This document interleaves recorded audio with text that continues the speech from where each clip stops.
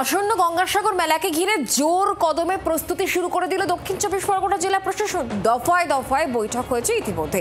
শনিবার গঙ্গাসাগরের বিভিন্ন এলাকা পরিদর্শন করেন সুন্দরবন উন্নয়ন মন্ত্রী বঙ্কিমচন্দ্র হাজরা এবং জেলা প্রশাসনের উচ্চপদস্থ আধিকারিকরা।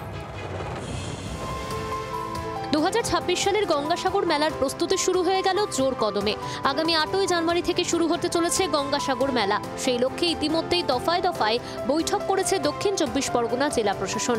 শনিবার রাজ্যের সুন্দরবন উন্নয়ন মন্ত্রী ও জেলা প্রশাসনের উচ্চপদস্থ আধিকারিকরা গঙ্গাসাগরের বিভিন্ন গুরুত্বপূর্ণ এলাকা ঘুরে দেখেন।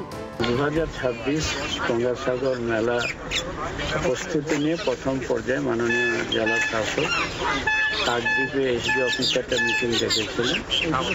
পরবর্তীকালে তিনি সাগরে তার এসে মিটিংও করেছেন বিভিন্ন বিভাগীয় আধিকারিকদের নিয়ে।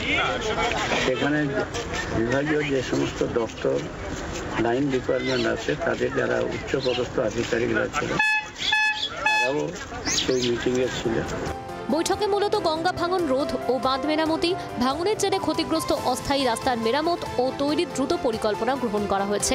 পাশাপাশি মেলার নিরাপত্তা, যাতায়াত ও যোগাযোগ ব্যবস্থা জোরদার করতে বিশেষ পরিকল্পনার সিদ্ধান্ত নিয়েছে প্রশাসন।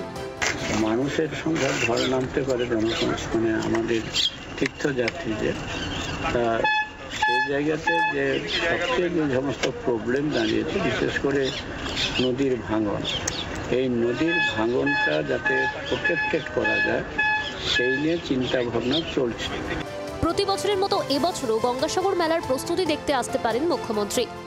মেলা তিনি পরিদর্শনে প্রতি বছরের মতো এবছরও আসবেন এবং আমার দৃঢ় বিশ্বাস পত্র যে যার দপ্তরে যে লাইন ডিপার্টমেন্ট আছে সেসব দপ্তরে যারা উচ্চপদস্থ আধিকারিক তারা নির্দিষ্ট সময়ের মধ্যে তারা তাদের কাজ সুসম্পন্ন করবে।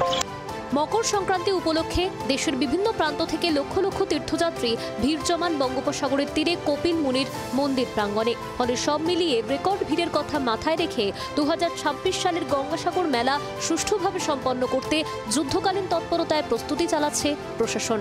নকিবুদ্দিন কাজের রিপোর্ট, জি 24 ঘন্টা। বাংলার আওয়াজ, বাঙালির আবেগ, জি 24 ঘন্টা।